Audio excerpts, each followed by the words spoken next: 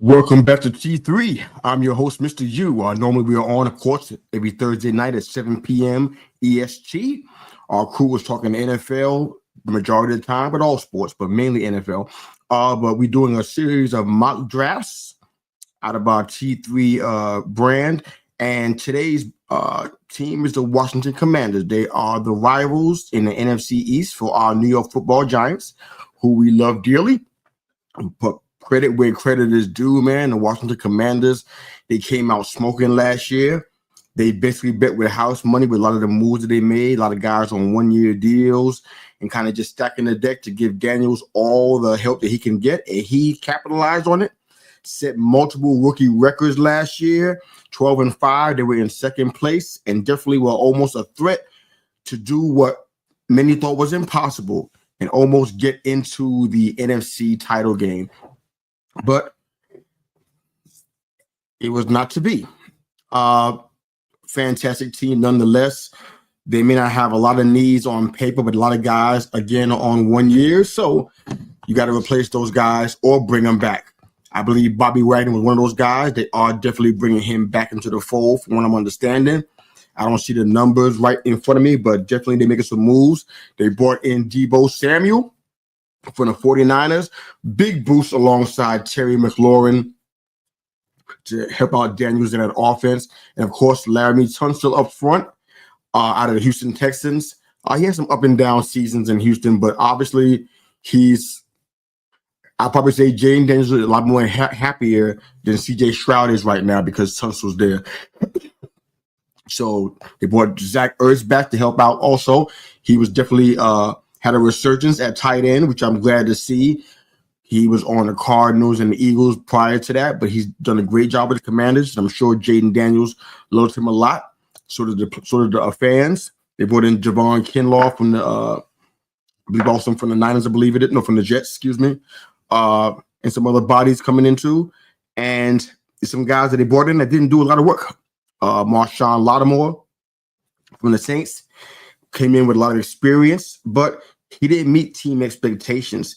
I think he contributed to one of the worst passer ratings they've had in quite a while. So it wasn't great. But they also lost Dante Fowler Jr., which was their main pass rusher. So today we're going to try to help out with a few rounds here for the Washington Commanders. And I know definitely I'm looking at edge rusher first. I got a guy in mind. I know it helps them. I know that in helping them, it doesn't help our Giants, but we're doing a draft and we're being impartial for the Washington Commanders. So we can go ahead and help this team out with some needs that they have. And we got the Commanders set and ready to roll. They have, 2 picks, 29 and 61. It's going to be a short mock draft. I want to get the guys that we need, so we're definitely not trading back. It's not on that pick anyways. I might trade back on the last one and get some additional help here. Ooh. Chargers offering 55 and 86. I miss out on the guy I think is still available, so I don't want to do that. Oh, he got taken right before me. This thing must have read my mind. I knew what I was going after. I'm going for Donovan Ezerico. Wow. It sucks. But guess what? We're still on track because this guy right here, we're grabbing him a little bit early, but I'm surprised he's even still here at 37. But I'm going to take him at 29 for the Commanders. Mike Green out of Marshall. Fantastic edge rusher. Got all of the size you want, 6'3", 251. He's a beast. Definitely has pure pass rush skills, man. I mean, he's explosive, agile. I mean, he's the kind of guy that, he had 15 sack seasons in 5 sacks years, or I guess that's what his ability is, what they think he can do. Some issues with consistency, but I think that the coaches at Washington can help him resolve some of those things. He definitely has the effort. We're going to bring him in, man. It's going to help out the Commanders immediately because we only have 1 pick left unless the trade is really good.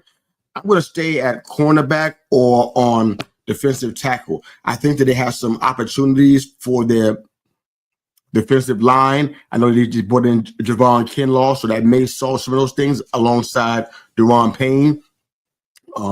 Dorrance Armstrong is a edge or defensive end that came from Dallas. I haven't seen a whole lot of him last year. Cleveland Farrell is there too, from San Fran. So they got guys that can help out. Bobby Wagner's back. Frankie Louisville, who was definitely a find last year from Carolina. That man played linebacker better than I've seen anybody do in quite a long time. So I'm excited about this. I like this trade a little bit. 61 for a 73 and a 110. I think I'm going to take it so I can try to help this team out. So I'm going to take this trade here and see if I can try to help out. No, we're not going to do that. All right. So here we are. We already got edge taken care of, I believe. I don't think we need to do anything else there. We're going to go ahead. Okay, where's my pick? Oh, wow. I might have just messed over the Commanders. I didn't mean to. I thought I had 2 picks. All right, so let's look at defensive tackle. Ooh. I love Alfred Collins. Definitely a great run defender. There's some issues on pass rush. I'm going to leave at the coaching, 6'5", 332. He has all the tools out of Texas. He definitely helped Texas go as far as he did last year. Has all the tools. I mean, he's fierce as a defender. I like him here. I'm not super enthusiastic, but I like him here. Yeah, I like him a lot better than what I have in front of me. So